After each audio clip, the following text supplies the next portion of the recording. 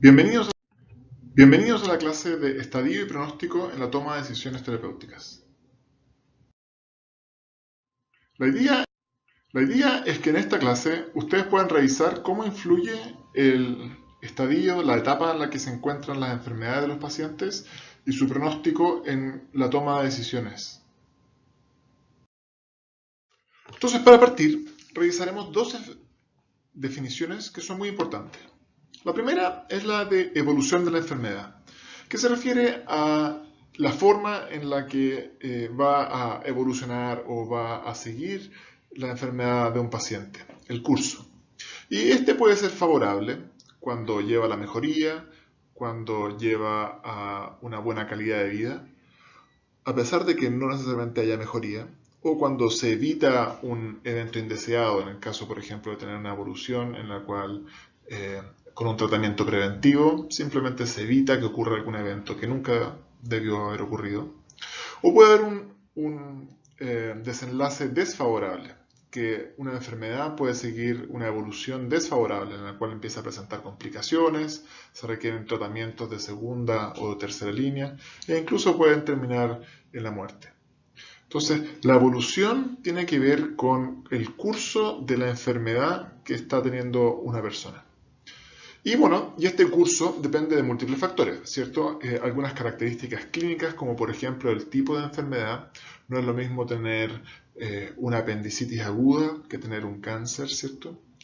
El estadio en el cual es diagnosticada la enfermedad. No es lo mismo tener una apendicitis aguda en un estadio inicial versus cuando ya ha desarrollado algunas complicaciones, como por ejemplo un absceso apendicular o que haya peritonitis, por ejemplo. Eh, la evolución va a depender obviamente del estadio que puede recibir el paciente, ¿no? Si es que es una enfermedad que tiene un tratamiento que ha demostrado beneficios, es muy distinto de que el paciente tenga una enfermedad que no ha demostrado un tratamiento y bueno, y de las comorbilidades que tiene el paciente. Y además, la evolución va a depender de la funcionalidad que tenga el paciente.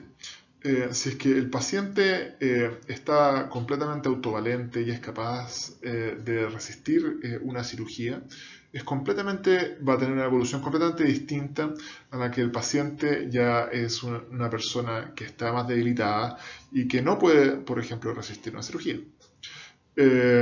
También va a depender de algunas características no clínicas. Por ejemplo, puede ser la edad del paciente, ¿cierto? No es lo mismo operar un paciente con apendicitis cuando tiene 80 años que cuando tiene 12 años, ¿cierto? Va a depender del sexo del paciente en algunas ocasiones. Va a depender de algunas comorbilidades, como por ejemplo puede ser el IMC, etcétera, ¿no? Entonces, la evolución de la enfermedad, el curso que va a tener alguna enfermedad propiamente tal, va a depender de muchas características. Y dado que ningún paciente va a tener el mismo set de características, se podría decir que cada paciente va a tener una evolución única. Y por ende, no todas las enfermedades son las mismas, porque cada paciente va a tener una evolución única. Y así ningún paciente va a presentar exactamente la misma evolución y por ende no necesariamente todos van a responder de la misma manera. Ahora el segundo concepto relevante es el concepto de pronóstico. El pronóstico es lo que nosotros pensamos que va a ser del futuro, ¿sí? Viene del griego pro, anticipar, gnosis, conocer. Entonces, conocer antes lo que nosotros pensamos que va a ocurrir, nuestra adivinanza del futuro, por así decirlo, ¿no? Y en términos más formales, se podría definir como la probabilidad de que una persona desarrolle algún evento, ya sea una evolución favorable o una evolución desfavorable en un cierto periodo de tiempo. Puede ser, no sé, un día, una semana, 6 meses, un año. Y este pronóstico va a depender de, nuevamente, los mismos determinantes de la evolución de la enfermedad. Entonces, aquí son dos conceptos que, si bien están relacionados unos con otros, son distintos. Porque uno es el curso de la enfermedad, la evolución de la enfermedad, y lo otro es lo que nosotros creemos como médicos que va a ser el curso de la enfermedad en ese paciente. Entonces, esto agrega una nueva capa de subjetividad, porque si bien conversamos de que el curso de la enfermedad va a ocurrir individualmente basada en las características que tiene cada uno de los pacientes, los pronósticos también van a ocurrir individualmente y van a ser nuestras estimaciones basadas no solamente en nuestra evaluación del paciente, pero también en nuestra subjetividad acerca de esa evaluación. Entonces, en la diapositiva anterior les comentaba acerca de diferencias entre las percepciones de, no sé, que una enfermedad es distinta de la otra. Bueno, mi juicio probablemente es muy distinto que el de la doctora Letelier en términos de mi creencia de la evolución de la enfermedad de algún paciente u otro. Podemos tener acuerdo en algunos, pero probablemente vamos a estar en desacuerdo también en otros. Entonces, el concepto de evolución de la enfermedad es probablemente lo que va a ocurrir. Sin embargo, como es difícil de conocer efectivamente cuál es la evolución de la enfermedad, solamente lo podemos conocer en retrospectiva, lo que nosotros basamos nuestros fundamentos para la toma de decisiones se basa más bien en el pronóstico, lo que nosotros pensamos que va a ser la evolución de la enfermedad. Y claro, cuando después miramos para atrás, vemos si es que el paciente tuvo una evolución favorable o desfavorable. Pero eso es una vez que ya han ocurrido los hechos, que lamentablemente no podemos anticipar. Entonces solamente podemos anticipar nuestra mejor creencia de cómo es que van a ocurrir la evolución de los pacientes. Veamos un ejemplo. Dos pacientes vienen al servicio de urgencia. Ambos consultan por dolor del pecho y clínicamente tienen lo que nosotros podríamos llamar un dolor torácico sugerente de origen cardiogénico. Les tomamos un electrocardiograma y muestran un infarto con supra en la descendente anterior. Le tomamos niveles de troponina de enzimas cardíacas y efectivamente es todo compatible. Tiene un electrocardiograma compatible, tiene niveles de enzimas compatibles. Activamos el equipo de angioplastía y ambos reciben una angioplastía. Entonces, la evolución de la enfermedad en ambos pacientes es exactamente igual. Los dos tienen una obstrucción completa, por ejemplo, de la descendente anterior y los dos se comportan clínicamente igual. Sin embargo, el primer paciente, que es previamente sano, un hombre joven, se va de alta a los 3 días y retoma sus actividades de un tiempo, sus actividades regulares. Sin embargo, el segundo paciente, una mujer que ya es mayor, tiene algunas comorbilidades, desarrolla complicaciones del procedimiento y muere. Entonces, el segundo paciente tiene una evolución de la enfermedad completamente distinta al primer paciente, que ambos venían con un mismo diagnóstico, que tenían un mismo estadio inicial.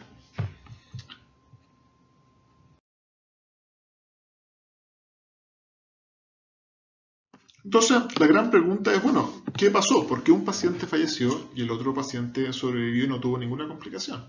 Y probablemente, si es que nuevamente miramos en retrospectiva, podemos ver que ambos pacientes tuvieron distintos cursos de la enfermedad.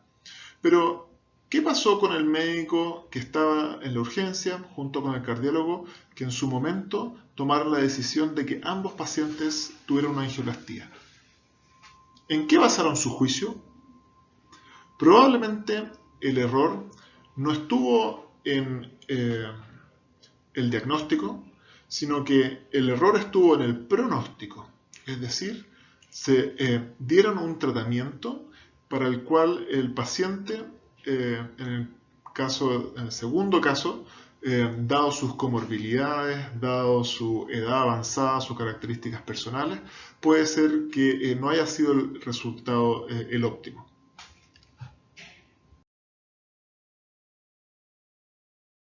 Entonces, aquí hay un concepto muy importante que me gustaría poder dejarles, que tiene que ver con que un tratamiento adecuado no solamente considera el diagnóstico que tiene el paciente, sino que además el pronóstico, es decir, cuál es nuestro juicio en torno a la evolución que va a tener el paciente con o sin el tratamiento que nosotros vamos a indicar. Porque un tratamiento adecuado es el que calza perfecto con el pronóstico del paciente. Y obviamente el pronóstico depende del estadio, de la enfermedad del paciente, pero además considera todo el resto de los factores que ya conversamos anteriormente. Veamos otro ejemplo. Estas son escalas para predecir el riesgo de tener un accidente vascular en pacientes que ya tienen fibrilación auricular. Como ustedes habrán visto en cardiología, los pacientes con fibrilación auricular pueden generar trombos en el ventrículo izquierdo, los que se pueden desprender cuando están en fibrilación y embolizar generando el accidente vascular. Entonces, se estimaron algunos factores de riesgo para pacientes con fibrilación auricular que puedan generar estos trombos que terminan embolizando. Entonces, el CHADS-2 inicialmente daba 1 punto por tener insuficiencia cardíaca, hipertensión, edad mayor a 75, diabetes, y 2 puntos por haber tenido un accidente vascular. Y luego progresó a otro score, que es la versión mejorada, que en fondo no solamente incluye el diagnóstico de insuficiencia cardíaca, sino que además la fracción de eyección, genera distintos puntos de acuerdo a la edad de las personas, incluye el tema de enfermedad vascular y da 1 punto a personas, a mujeres. Entonces, lo que se ha visto es que en personas con un puntaje de 0, es decir, que no tienen ninguno de esos criterios, el riesgo de tener un nuevo accidente vascular, un episodio de accidente vascular, porque estos son pacientes que tienen fibrilación auricular, es muy bajo, es de menos de un 1% en un año. Cuando los pacientes tienen un solo punto, es de 0,6, pero cuando tienen 2 o más, es de 2,2. Y obviamente mientras mayor el puntaje, mayor es el riesgo de tener un accidente vascular. Entonces, en general, hay consenso de que de una recomendación fuerte para iniciar tratamiento anticoagulante para prevenir que los pacientes puedan generar estos trombos que puedan terminar embolizando, es cuando un paciente tiene 2 o más puntos. Entonces, en general, un paciente con fibrilación auricular se evalúa si es que tiene estos puntajes y de acuerdo a estos puntajes se determina si es que va a recibir tratamiento anticoagulante. Entonces, ¿en qué estamos nosotros pronosticando si es que un paciente, en qué estamos basando nosotros nuestro pronóstico si un paciente va a tener enfermedad, un accidente vascular? Básicamente en el estadio de la enfermedad que está teniendo el paciente. Básicamente si es que tiene una fibrilación auricular con distintas comorbilidades y las características del paciente. Pero, ¿qué pasa si es que el paciente además tiene caídas a repetición, por ejemplo? O si es que tiene inestabilidad en la marcha, o si es que tiene un historial de no poder usar los medicamentos adecuadamente. Igual le vamos a dejar el tratamiento anticoagulante, a pesar de que tenga un puntaje que haría recomendable eso. Entonces, esto es un ejemplo que quise poner para destacar que no solamente que si bien hay reglas, y después en la próxima clase vamos a conversar acerca del uso de estas reglas, que las reglas ya han identificado algunos criterios para poder dejar un tratamiento u otro. En este caso el otro tratamiento sería la ausencia de un tratamiento anticoagulante o de dejar aspirina. Ya van a aprender eso en sus cursos, pero hay otros criterios que no necesariamente se encuentran en las guías de tratamiento o en las escalas de pronóstico que también debieran ser incluidos en la toma de decisiones. Porque estas tienen un impacto en el pronóstico. Es decir, un paciente, por ejemplo, que tiene caídas a repetición y que tiene un puntaje, un CHADS-2 de 4, pero que además tiene caída de repetición, tiene un pronóstico distinto que si es que no tiene caída de repetición. Entonces, ese es un concepto que me gustaría que ustedes se pudieran quedar, con que uno, están estas escalas que ayudan a la toma de decisiones, pero también hay un sinnúmero de otros factores que ustedes van a aprender en su práctica clínica, que además son relevantes para el pronóstico de los pacientes y por ende tienen que ser considerados en la toma de decisiones clínicas en relación a los tratamientos que van a dejar. Entonces, ¿por qué es importante saber el pronóstico o poder tener una buena estimación del pronóstico o el curso de la enfermedad que van a seguir los pacientes? Primero que nada, todo el mundo quiere saber, independiente de la condición que tenga, quieren saber cuánto tiempo estaré con esta enfermedad, me recuperaré completamente, tendré síntomas residuales, dejará secuelas, podré volver a trabajar, responderé al tratamiento, prolongará mi vida, todas estas cosas. Entonces, poder tener una buena estimación del pronóstico nos va a poder ayudar a informar a pacientes y familiares acerca del curso de su enfermedad, de lo que nosotros pensamos que va a ser el curso de la enfermedad. Lo otro, poder tener una buena estimación del pronóstico va a contribuir a poder determinar el tratamiento a seguir. En algunos casos nosotros podemos iniciar una terapia, en otros casos podemos dejar de ofrecer una terapia en relación al pronóstico, por ejemplo, no sé, suspender alguna indicación de examen preventivo porque el paciente estimamos que va a tener una sobrevida de la cual no se va a beneficiar con un procedimiento preventivo, o simplemente suspender un tratamiento como limitación del esfuerzo terapéutico. Vamos a tener un día completo que vamos a conversar acerca de ese tema. Entonces, tener una buena estimación nuevamente del pronóstico influye en la toma de decisiones terapéuticas que vamos a tomar. Y finalmente, otro tema importante es poder seleccionar a pacientes para investigación que más o menos pudieran tener un pronóstico similar, cosa de que, entre comillas, los pacientes pudieran ser comparables unos con otros.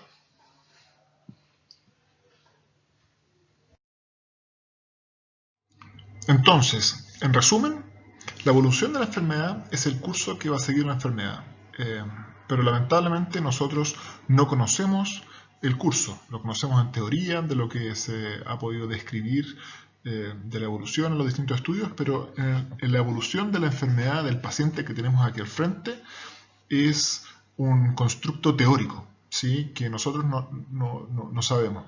La mejor forma que tenemos para aproximarnos a eso tiene que ver con el pronóstico, que es la estimación de lo que nosotros pensamos que pueda ser el curso de la enfermedad, la estimación que nosotros pensamos que va a ocurrir un evento favorable o desfavorable para algún paciente. Y mucho de lo que nosotros hacemos en la toma de decisiones tiene que ver con esta estimación. Si que nosotros estimamos que la probabilidad de que tenga una consecuencia negativa sea baja, es posible que no hagamos nada. Pero si nosotros estimamos que la probabilidad de que tenga un evento indeseable, que la probabilidad sea alta, es posible que iniciemos un tratamiento para prevenirlo. Entonces, muchas veces nosotros, frente al desconocimiento del curso que va a seguir un paciente, nosotros actuamos en base al pronóstico que nosotros estimamos de lo que va a pasar. Entonces es clave poder diferenciar estos dos conceptos porque son muy importantes en la toma de decisiones terapéuticas. Y el otro mensaje clave es que cada paciente, dado que la evolución de la enfermedad es multifactorial, está determinada por muchos factores, cada paciente va a tener una combinación única de factores que van a determinar su propio pronóstico. Por lo tanto, es muy difícil que una estimación genérica se aplique a cada paciente. Y como conclusión para nuestra práctica clínica, es que es relevante poder determinar el pronóstico basado no solamente en los factores que están demostrados que influyen en el pronóstico, como por ejemplo vimos en el ejemplo de las escalas predictoras de accidente vascular, sino que además de otras consideraciones que nosotros podamos pensar que pudieran ser relevantes.